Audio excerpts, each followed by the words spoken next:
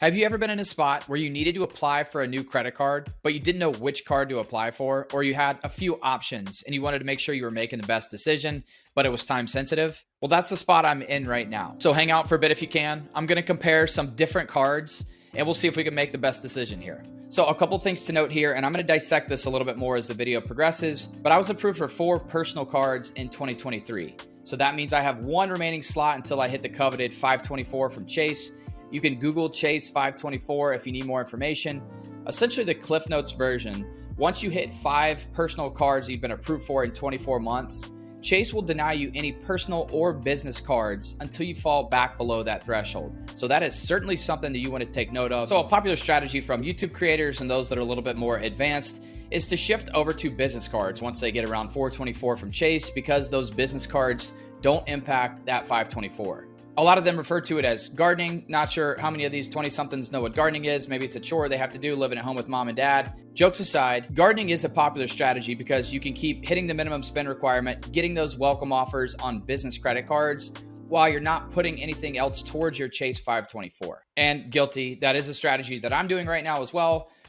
But I do know what gardening is. At the end of the day, a business credit card may be right for you if you have a small business, a side hustle, if you're a 1099 employee, if you're looking to start a YouTube channel. As a data point, I was approved for 2 Chase cards without generating any revenue from my YouTube channel.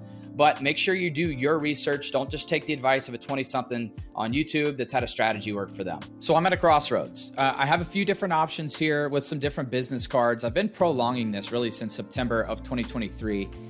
I'm working on hitting the minimum spend requirement on my second Chase Ink card, this one being the Ink Unlimited card. And I've got about $2,000 left in order to hit that minimum spend for the 75,000 points. The problem is I only have a $3,000 credit limit. And I know there's probably some ways around this through the vendor that I'm making this purchase through. But I did call Chase yesterday, and it's in the approval process to see if they could raise the credit limit based on my needs, which is a bit rare right out of the gates when you're working on the minimum spend requirement and that sort of thing. I don't have a long history of business cards with Chase. So one option is I get approval with that credit limit increase with my Ink Unlimited card, and away we go. But with a spend like this, if we're talking near $6,000, I would like to use it to hit a minimum spend requirement to get a welcome offer on a new card if possible. And I'm at 424 from Chase. I don't really see any cards as of right now that I want to use to hit 524. And with the Chase cards that are available, really the only one that makes sense to me, which is kind of a laugher, is the Bonvoy Bountiful, because it's 85,000 Marriott points for a $250 annual fee. And if you look at the math, $250 to hit 85,000 Marriott points is a really good return. I mean, we're talking a third of a penny, which is a lot less than you're going to get on any sort of sale on Marriott points or just about any hotel specific points at that. So I'm not even sure if this is possible, which is why I wanted to put this video out first to see if this is something that somebody else has done, if you have any ideas here. The Ink Business Premier card has a $195 annual fee. That one really doesn't stand out to me in terms of the return. I do like the 2.5% cash back on a purchase of $5,000 or more, assuming this purchase, which is near $6,000 that I need to make, would apply for that 2.5% back. That's a nice little chunk of change right there on top of earning 100,000 points. The other option is the Ink Preferred card, which has a $95 annual fee. You need to spend $8,000 in 3 months. This is a $6,000 purchase, so I'm almost there with this one spend. I would move a lot of my business-related expenses over to this card compared to the Ink Unlimited that I'm using right now. But the problem is I'm working on hitting the minimum spend requirement on this other Chase card. So what's more likely? They approve my credit limit increase right away, and I do that. If they were to deny that increase, the likelihood of me being approved for another Chase business card is probably pretty slim right now. They would probably think that I'm abusing the system. So the other option is a personal card, and I go with the Bonvoy Bountiful. All of you that are laughing right now, but those 85,000 points to me are a lot more valuable than a card like the Bonvoy Boundless, which gives you 50K free night award certificates. I don't place a lot of value on a 50K certificate. There's not a lot of places I go where 50K or even 65,000 Marriott points, if I were to tack on another 15, would make a lot of sense for me. Plus, with those free night awards, I feel like I'm being forced to use them. At the 85K level with like a Ritz-Carlton or the Bonvoy Brilliant card, that's something I can deal with. Which is something I'm looking into. I want to be able to get one of these Marriott personal cards again, start the process so that I can product change over to another Ritz card next year. I know that we're probably seeing some changes to the Chase Marriott lineup, possibly this summer. Shout out to Matt Clausen. I know you're all over this thing, so we'll see what shakes out. I am hearing a lot of rumblings myself. So this is one of the reasons why I'm holding off on a Chase personal card to see what shakes out there. So the other options that I look at are Amex cards, and the Amex business cards in particular. The Amex Platinum card is definitely something on the business side that I have no interest in right now, taking on another annual fee of that level where I'm not really going to get the return, being forced to spend on some things that I don't really have a need for. The business gold card, one of my friends did send me a referral link for 130,000 membership rewards points. I know there is a 150,000 point offer floating out there. Personally, I would rather use one of my friend's links to help him out and give him that elevated earning potential with restaurants over the next few months. The business gold card with a $375 annual fee, pretty good return for 130,000 membership rewards points.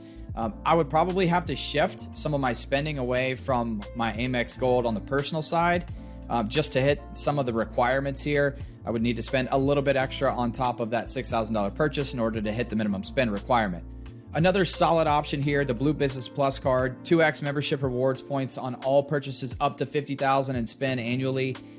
This would require $8,000 in spend in 3 months. I would have no problem hitting that, so I would get 2x on those points like I would on my Capital One Venture X on the personal side, but I would also earn 50,000 membership rewards points and no annual fee. So definitely a card that I am considering, and this one is moving towards the top of the list. The other cards that I'm considering are these hotel cards on the business side. I don't really know if either of these has a ton of value to me. The Marriott business card really only makes sense if I'm trying to stack to hit next level, so to hit titanium status, which I don't think I'm going to get there this year because I'm staying at some different properties the second half of this year. So the Hilton Honors business card, I know they made some changes, they removed some things, but it's 175,000 Hilton points. It's somewhat of a catch-all card with that 5x on everything, so 2.5x essentially. So a little bit better than I would get with my Venture X. Plus, I would hit the 175,000 Hilton points. And I may want to stack this with the Hilton Aspire card the second half of this year so that I can really work towards getting some free nights or having my entire trip when I go down to the Dominican Republic in December taken care of with those two cards in combination. If this Marriott business card had anything with just general Marriott points compared to the 3 free night awards, I would probably go with that since I'm more of a Marriott loyalist, but I do have some stays at some other properties, some Hyatts, some Hiltons, some others coming up. So that leads me to the last option here, that being the Delta cards. I do fly Delta probably 6, 7, 8 times a year. I do have some upcoming flights. My wife and I are going over to Europe. We're taking some positioning flights within the US, and we are flying Delta on those positioning flights, one to JFK, one back from Atlanta. So what I may consider here is getting one of these Delta business cards so that I can get free check bags. It's kind of a laugher, but when you don't have status with someone like Delta, and I don't have status with Delta, this is saving me, what, $120 just between my wife and I, to and from. So that may be something right there that covers just about all the annual fee on this card. $0 annual fee the first year, $150 the second year. Comes with 55,000 Delta Sky Miles or Sky Pesos. That not a lot of value there, but enough for a couple of domestic redemption types of trips. Plus, you get 15% back on those flight redemptions with the Delta points by having this card. So there is a net neutral or even a positive value for me just based on some of those trips and the free check bags and getting 15% off of my points on redemptions. So this would be more of a 1-year card. I don't really see myself keeping this card for year 2, but what do you think? So which one stands out the most to you? Or is there another card that I'm not considering that I should? Do I go higher up with a card like the Delta Platinum business card? Or is there another one that I should consider? I really would like to stay between either Chase or Amex with the ecosystems on this business card and make it happen in relatively short order. Leave a comment down below. Let me know what you think. Feel free to hit me up on Instagram if you have any questions about any of my process, applications, or otherwise with business cards or personal cards. I appreciate you watching. Spend wisely, and until next time, cheers.